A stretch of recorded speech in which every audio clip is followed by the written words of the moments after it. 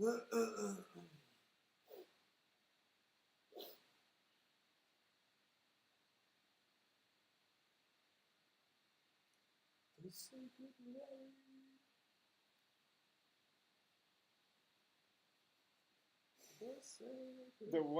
1 second that I freaking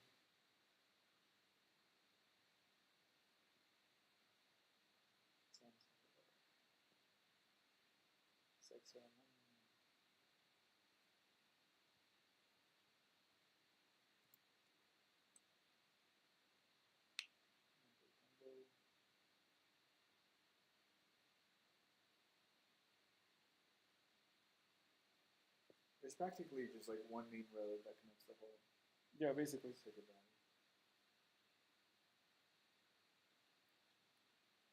And outside of that, just fucking nothing, bro. Oh my gosh. And then just selva. Por eso lo dicen la ceja de la selva, right? Serpentine. Dude, computer's so slow right now.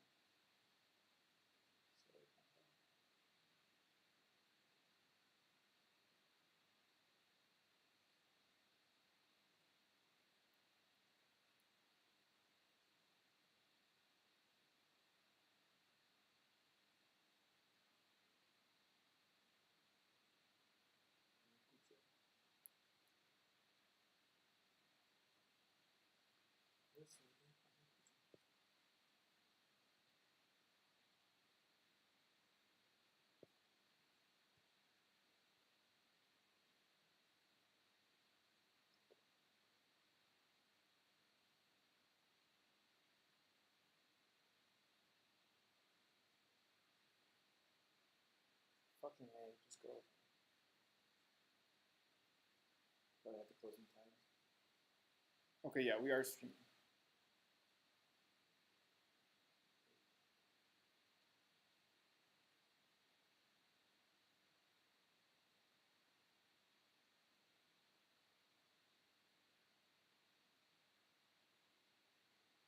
I like the name Bamba. You should look it up what that means in Quechua.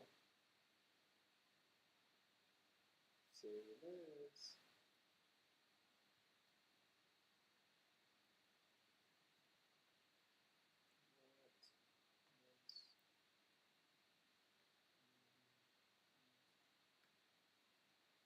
Okay, we're gonna start.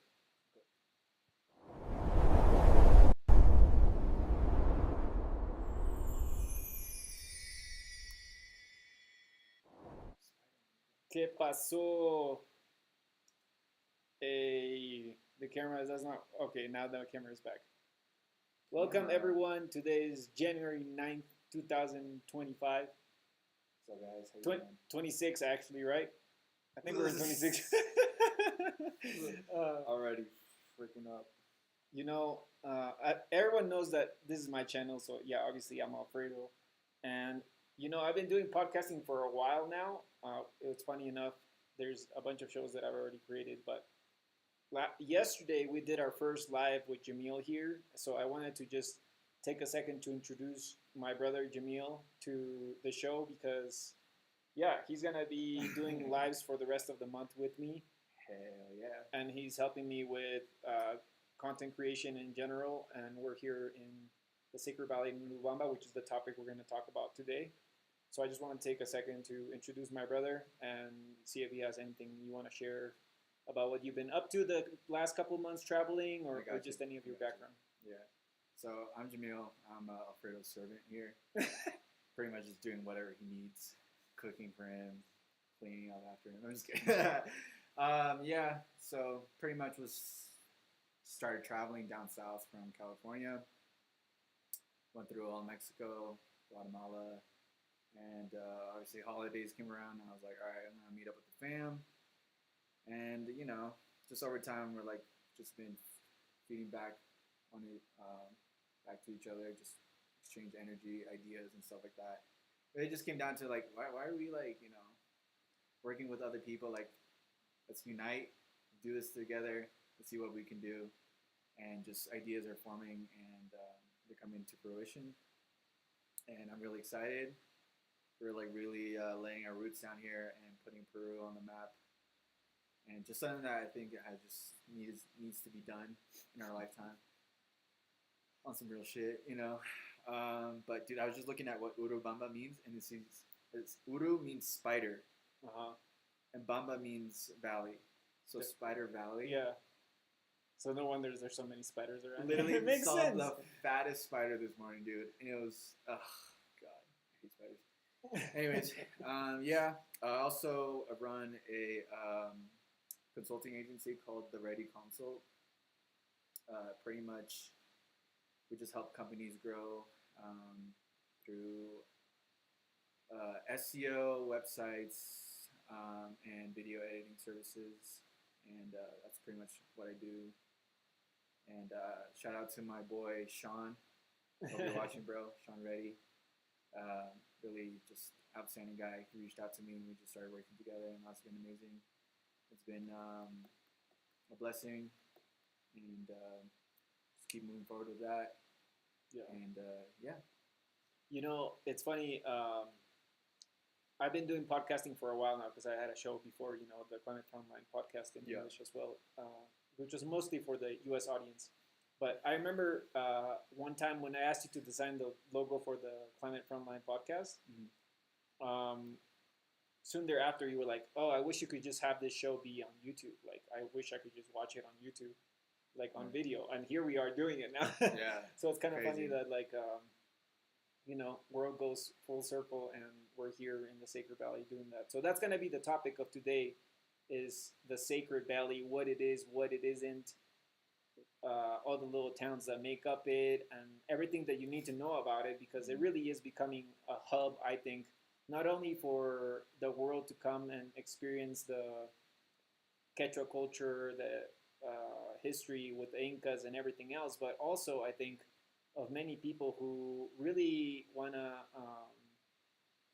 how should we say, do something different in this world that is more aligned with the values of Pachamama, Mother Earth, that are regenerative and things of that nature. So I'm excited to be here, and I'm excited to share a little bit more of what I know about the Sacred Valley with you all in English as well, so that you know what's up in the Sacred Valley. But before that, I just wanted to introduce my brother, because he was also born here in Cusco.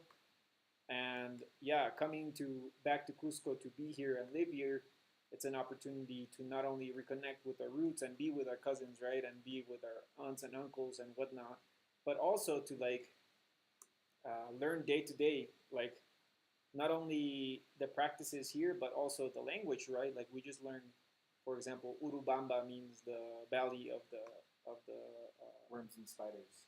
Of the spiders, but also, for example, another place nearby called Yanawara means like the place of the black rocks. So all these words have a unique meaning in Quechua. And what's fascinating, you know, maybe we could start with just language in general, because that is a big focus that I have everywhere I go, is that like Quechua was not a written language to begin with. It's a language that has become written.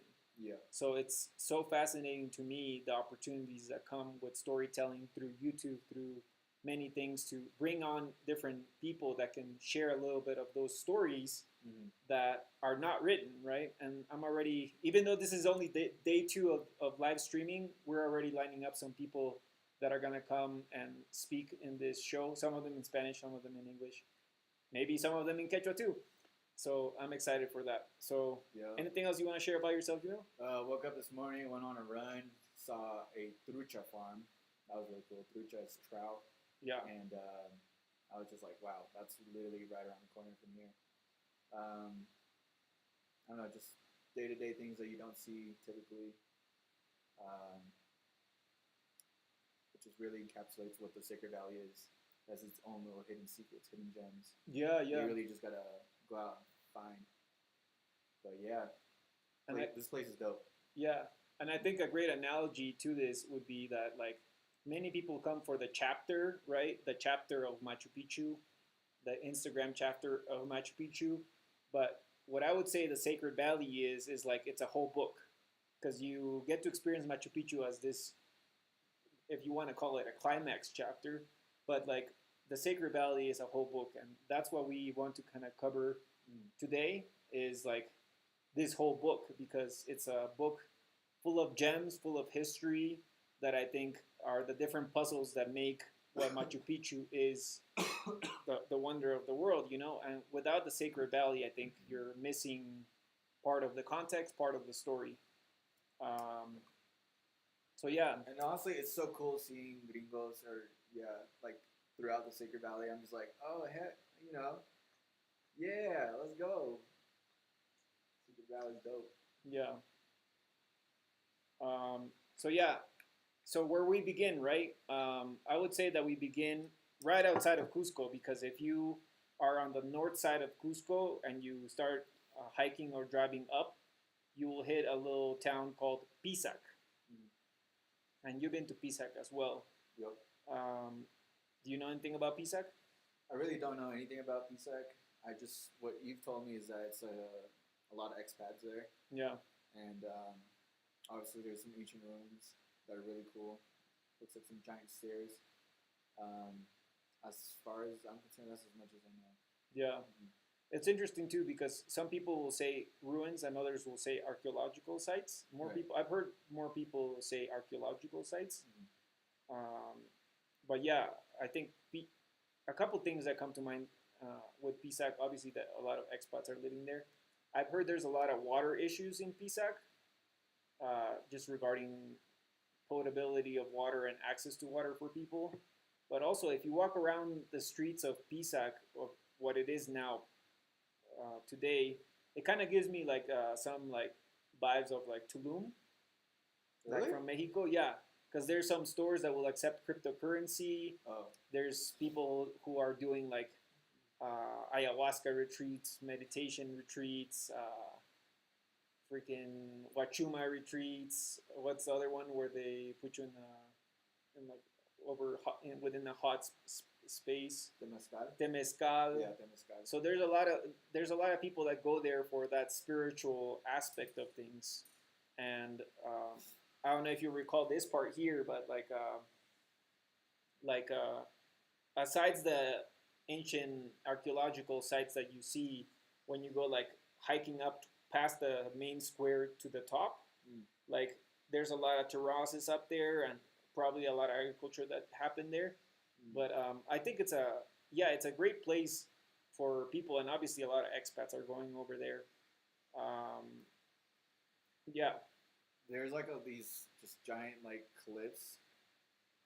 Like I just saying, I they look like stairs, they do look like stairs. Yeah. but really I think what they're used for is for farming, right?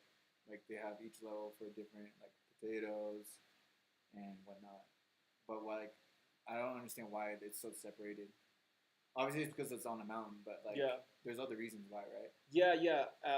My understanding of it is that like the reason why it looks like large stairs is because when it gets cold, the crops die, right? But if you keep the rocks there, then during the day it absorbs all the energy, all the sun energy. Mhm. So by the time the night comes around, that energy is then released by the rocks. So it Mhm. keeps the soil warm. So then the plants don't die, and Oh, the frost wow. doesn't kill them. Yeah. So that's why it's so important to have that different layer of structures because the rocks are on the sides, right? Mm. That's why it looks like stairs.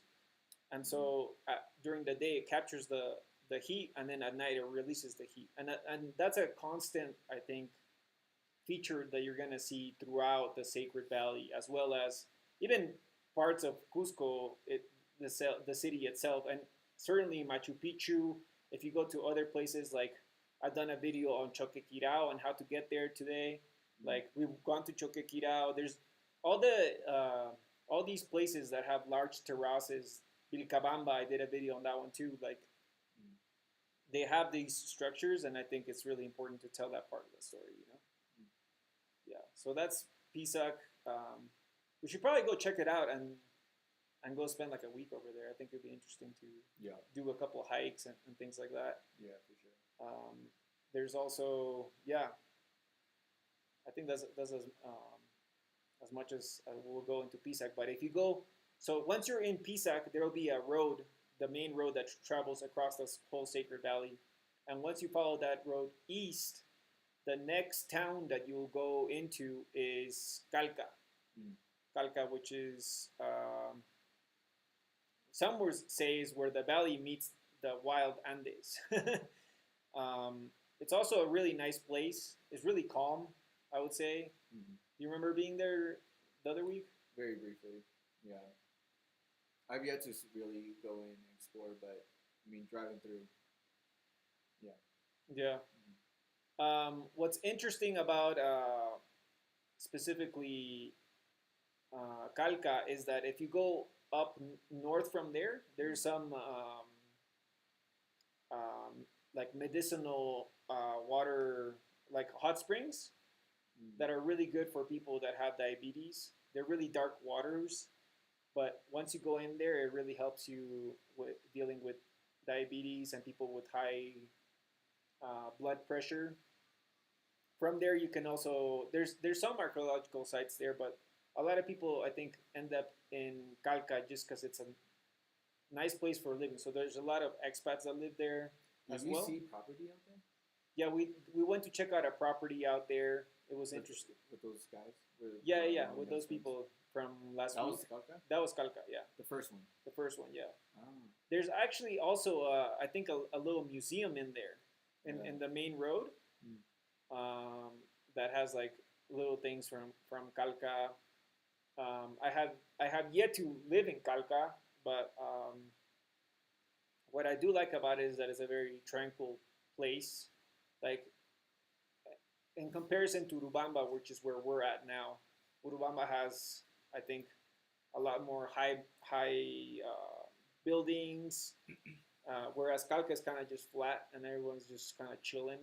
And yeah, um, I was reading that Calca, the population in Calca is about 22,000 people, and for Urubamba as well.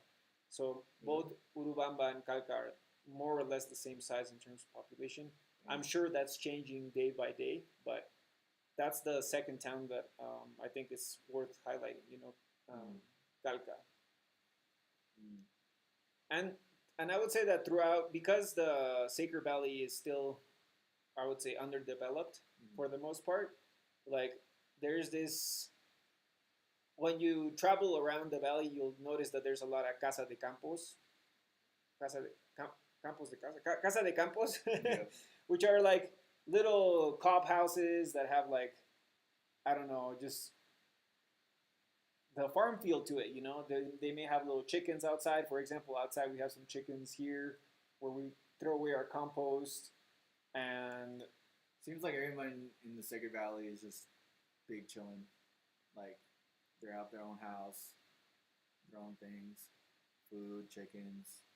yeah, It's really such a vibe that I don't know.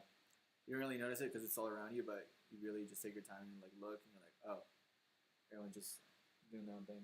yeah, it's just a really relaxed vibe in the Sacred Valley overall, and it doesn't matter really if you're in Pisac, Calca, or even La Mai, which is another place that comes down that route as you go more east. It's a smaller town than Calca. One of our cousins, one of our uncles used to live out there, and they have big houses out there that are really nice, really small town, really quiet. I would say, for the most part. I would say that if you pass by it, unless you see the big sign, you're probably going to pass by it and you're thinking like, this is just another road.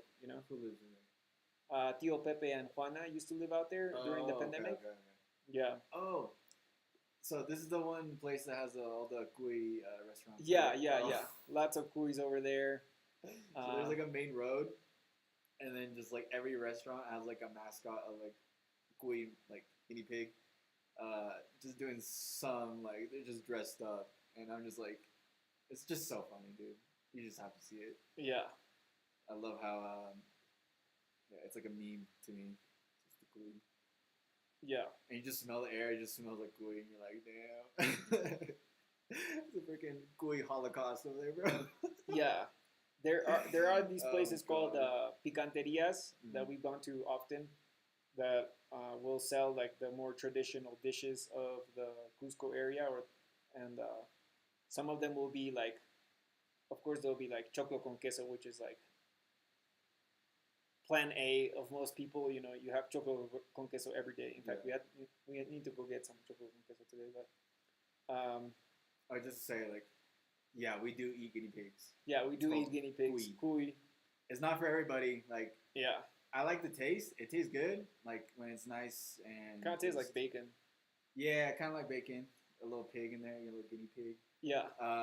But not a lot of meat on those rats. Not a lot of meat on The those. feet taste good. I like the feet because that's where most of the muscles are at. Usually they stuff them with like some kind of stuffing, right? Like whether it's like onions or like some kind of like meat to supplement. But it's really like the skin that's like really nice and crispy, and that's like that does it for me. Yeah. And typically that plate's served with what? Rocoto, choclo, ¿qué más? Huacatay. Yeah, they serve it many different ways. There's the chactado, there's the frito. Yeah, it just depends on how you want to eat it. Yeah. But for sure, it's kind of like a staple around here, Yeah. and it's a great what's it called? Alternative to meats, like big meats like cows, because the guinea pigs you can just grow them in like little You can freaking grow them. not greenhouses, but you know like little Yeah. houses and stuff. Like you Yeah. can grow a bunch, whereas cows need a lot more space. They need a lot more like I don't know, a bunch of other and things. they reproduce like nothing, so you don't have to worry about them. If anything, you have to like separate them so they don't start reproducing like crazy. Like we went to Tío Hermundo. Yeah, in Curawasi. Gurawasi. And yeah, he had to literally separate them into quadrants because if they're all together, it's game over. You have too much cuy, and then you're like stuck with too much cuy. Yeah. Yeah. Yeah, so after La Mai, there's actually Yucay as well. So there's smaller little towns that we can definitely cover, but the big ones are soon thereafter. That is Urubamba, which is where we're at right now. We're outside of Urubamba. How would you describe Urubamba? How would I describe it? Definitely more like coming out of Cusco, right? Yeah. It's like a 45-minute drive out of Cusco. More like an hour Or and a yeah. half sometimes, depending on traffic. Depends how fast you go. Once you start seeing those mountains, dude, Yeah. changes the vibe. Definitely change. I mean, you see mountains in Cusco, but not like, you don't see the snowy tops. No. And then you go in, and then you see like it's like you almost peek over, and there's like this little small town. It's I wouldn't say small, it's like medium sized, but I don't know. It has gyms. It has gyms. Yeah. It has gyms, and it just I don't know. It chills you out. And you're like, wow, so much simpler. Yeah. You know. It has a main market, which is pretty big. You can find pretty much everything on it. It also has there's this corner that everyone knows, which is the Grifo corner, which is like the main corner where Gas station. Mariscal Castilla goes up north.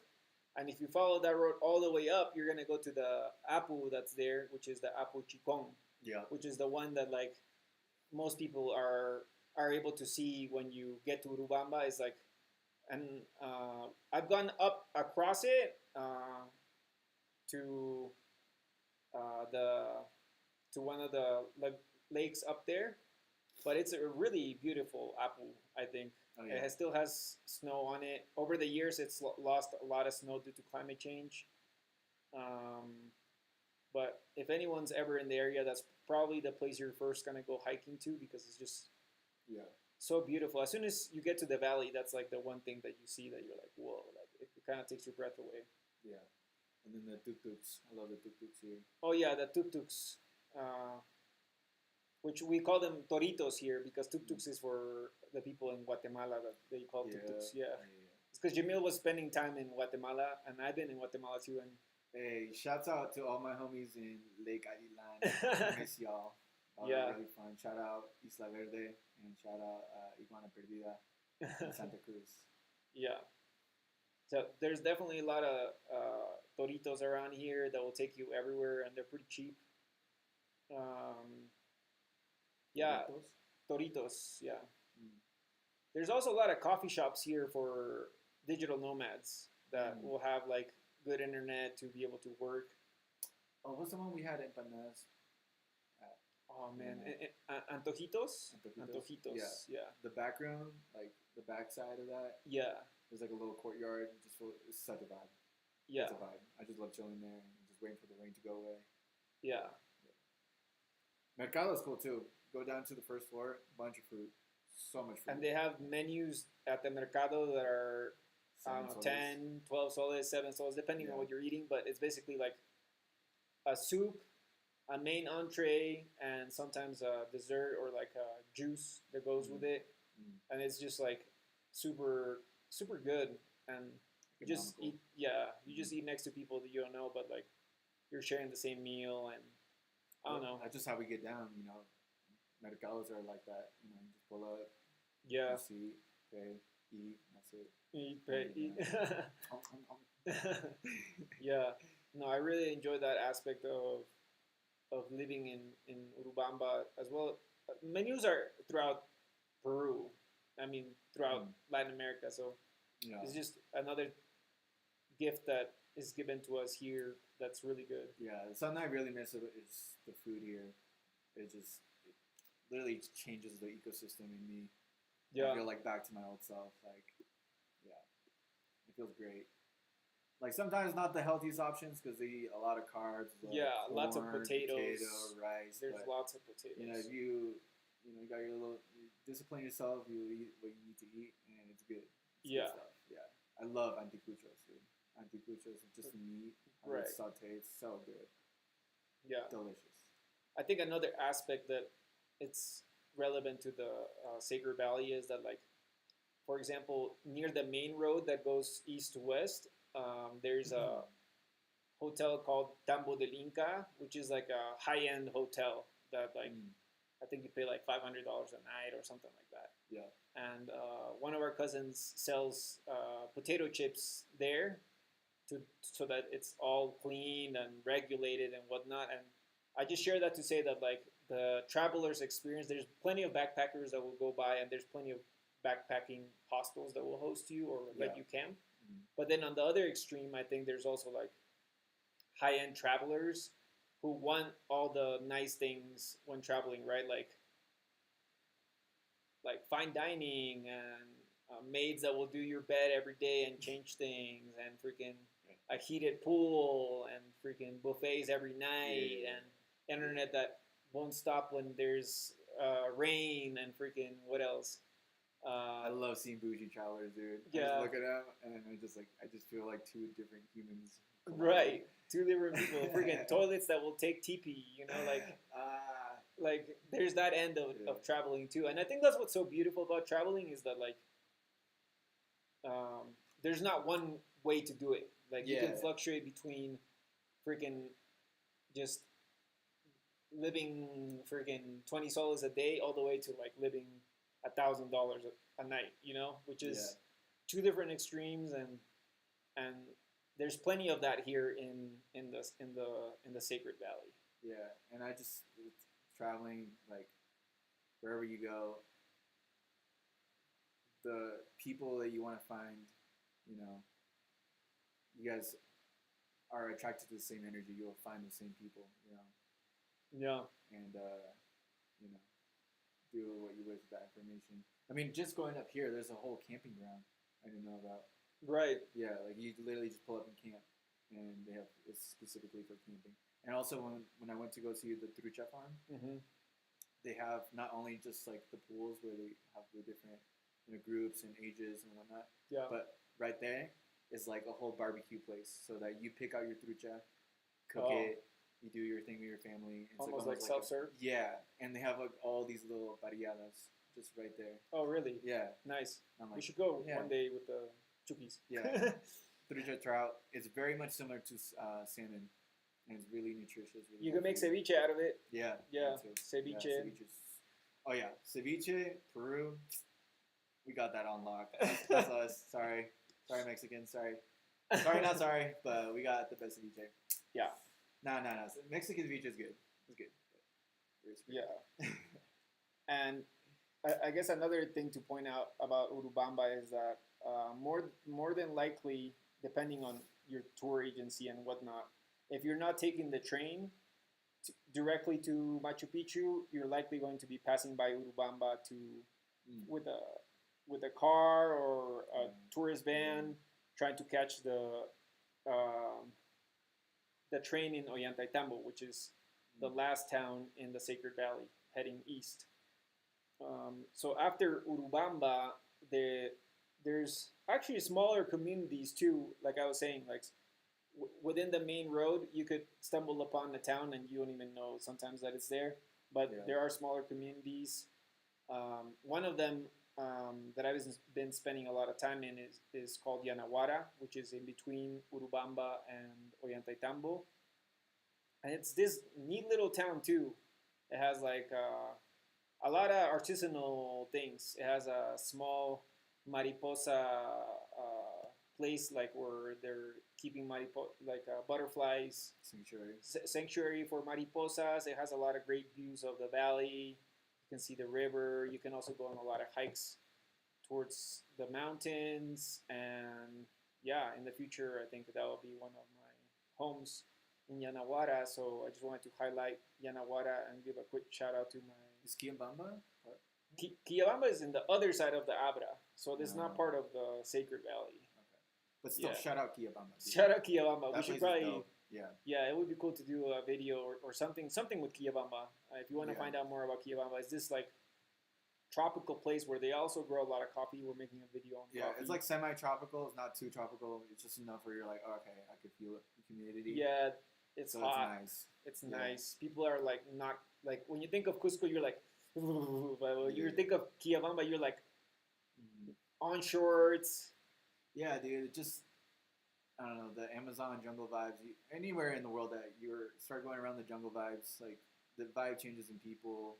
People are just more fruit around. Like I think just having more fruit around just changes you, man. Like the temperature just affects you greatly. Yeah. One thing I was gonna say about I just forgot about. Yeah, we went to another like 360 restaurant. It was like a view at the in Quillabamba, and had like a what do you call it? Infinity pool. That was dope. Like an infinity pool, yeah. Yeah, that was really cool. Oh, dude, the curves going to there. Watch out! Don't eat. Do not eat. Yeah, man. Just take your time, but yeah, like really cool curves. Curvy. Yeah, so after Yanaguara,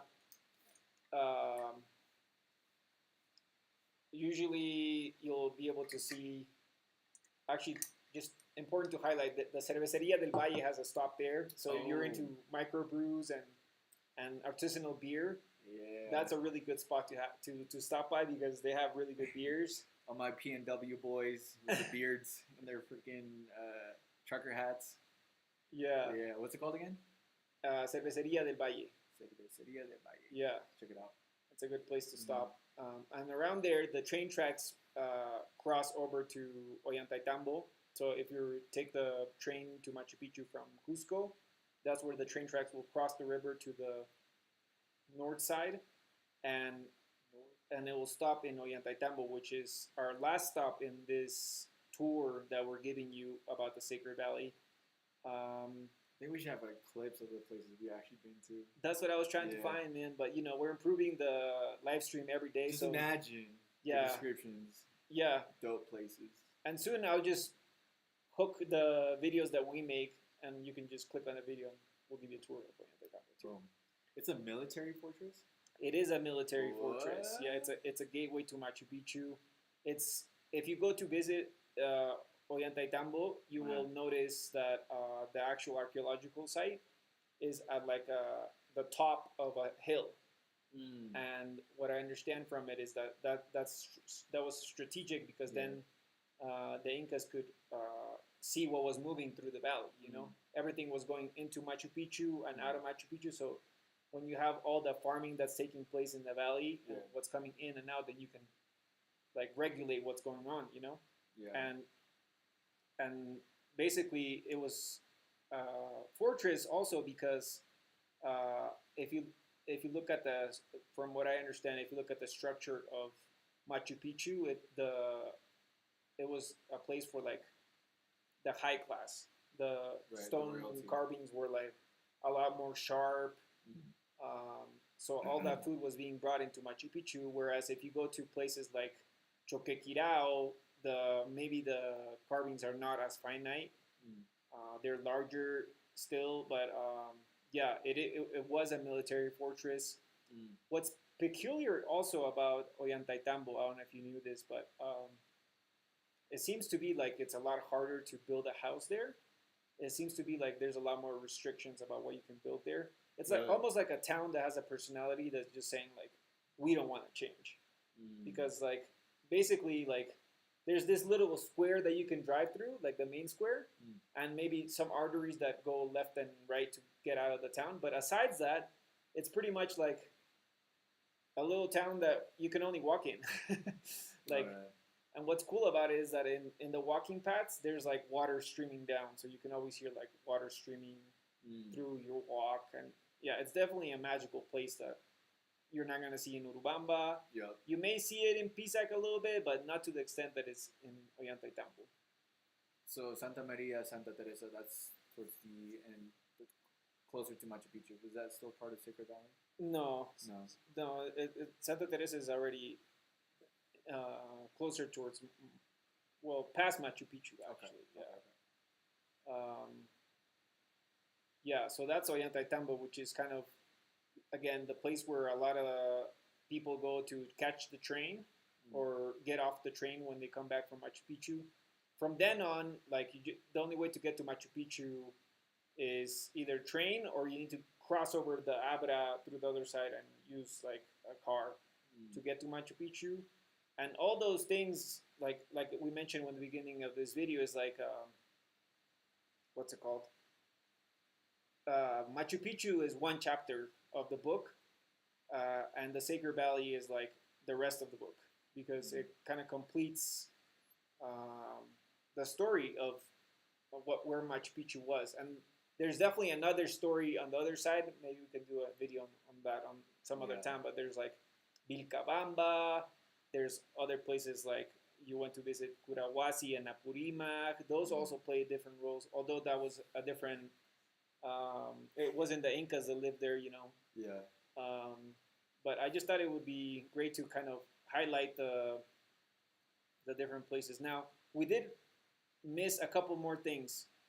Across Yanaguara, there's also the Morai salt terraces, which is across the river. So if you ever see pictures of other things to do in Cusco, asides like Machu Picchu and the Vinicunca color mountains and whatnot, you'll see pictures of these salt flats, not salt flats, but like salt terraces, and they're like these like leveled, like layered, like white hills, and that's located right across within the Sacred Valley. So that's Maras. Mm. There's also Morai, which was like another experimental area. I think Have you been to Morai? I don't. I'm not sure that you Okay, have, no. but it's basically like these holes that again are terraces, and they were like places where they would experiment growing cycles of food, of agriculture. So It's so crazy how they built that stuff, dude. yeah, It's giant when you see. I mean, just going to Choquequirao, there was like a mini one, and it's just like one level. So it looks like I don't know, it just like starts caving in like levels, like giant stairs. But then you really like you're there and you actually look at it, and you're like, that's a lot of dirt you got to move. And then you're like, okay, when did they do this? And then that's when you start going like, wow, they got some bulldozers back then because they definitely, you know, yeah, a lot of dirt you got to move. Yeah. Aliens. yeah. I think that's even a debated topic because some people think it is aliens, and other people have figured out ways in which humans could do that. we really don't know. And not to discredit the Incas, like I'm sure they definitely had some technology, but some of the stuff you look at, yeah, I'm just like, dang. Like Yeah. Choquequirao, the big like what 18-ton stones, like what? Yeah. Math isn't math. the math isn't. Well, another interesting topic was just like so within the Sacred Valley leads to Machu Picchu. Yeah. And you talk about the last town, Tambo, Mm-hmm. and the military fortress that it is. Right. There's a lot of military strategies just placed within that route because they were trying to escape the Españoles, right? Yeah. One thing I heard is like they've laid a lot of serpents on their way back, like the chasquis, the ones that are messengers for the royalty. Yeah. They have their own separate trails in the hidden hills over there. Yeah. They would pass messages. They would pass fish. They would pass produce. Just anything important that needs to go to the royalty. Yep. And I don't know. You just kind of see how it's naturally formed a strategic area for them to live in. It's like just how it all played out. Just was almost perfect for them. And that's why one part why they became one of the strongest empires in South America. Yeah. Because I mean, imagining doing that on horse as an Espanol, like, oh hell no. Yeah. Imagine how like just so much brush and green and just you had to get through just to be there. Like, now everything's nice and paved. Trees are cut. Super like still somewhat difficult for us, even going to where did we go to Cocamayo? Yeah. And we have to go through these like the hot springs. Yeah. And there's one part where like the road is still unfinished because for whatever reason there's a lot of huaicos, there's a lot of just parts taken down during the rain, and it's still difficult to get there today, and I can't imagine what it was like back then, dude. Like just a trip to get there. So yeah, man, protected by Pachamama. Yeah, and there's honestly so many stories. Like what I'm sharing with you all right now is like the summary of all the things that I've learned from, like, for example, a lot of things I learned from my cousin Jonal, my shaman Cesar, like stories that are just passed down to me from my aunt, from my uncles. Yeah. Our dad managed a hotel in Machu Picchu, the one at the very top. He has a lot of stories to tell. Yeah. So I think when I hear you say all this, like the reflection that I have is just like how little I'm giving you right now about the information that we hear day to day here, because like even yesterday we were playing with some two women here that are staying nearby, and they were telling us stories too that were like, oh, like I didn't know that, but it makes sense. Right. And it's just all this verbal knowledge that people carry around here about what happened, what is happening, and today we're just kind of giving you a blueprint of what the Sacred Valley is. Some of the towns, and just a quick rundown, honestly. Yeah, there's so much more to see, to learn, to unlearn, and yeah, I think I'm excited to go do more hikes. I've done a couple around here, but I know for sure there's more treks to do. There's probably more food to taste and more places to check out. That. Oh yeah, that's the thing I was gonna mention, dude. What? Like how unuseful sometimes Google can be, because like Google will say like, oh yeah, like just go that way and you'll see this thing, and like how many times have we done that and like it doesn't work? Nah. Yeah. So that just goes to say that like technology doesn't uncharted territory. Yeah, it really is. I think I guess the way I would say it is just that like you got to experience it yourself. You got to go get lost. You got to go try.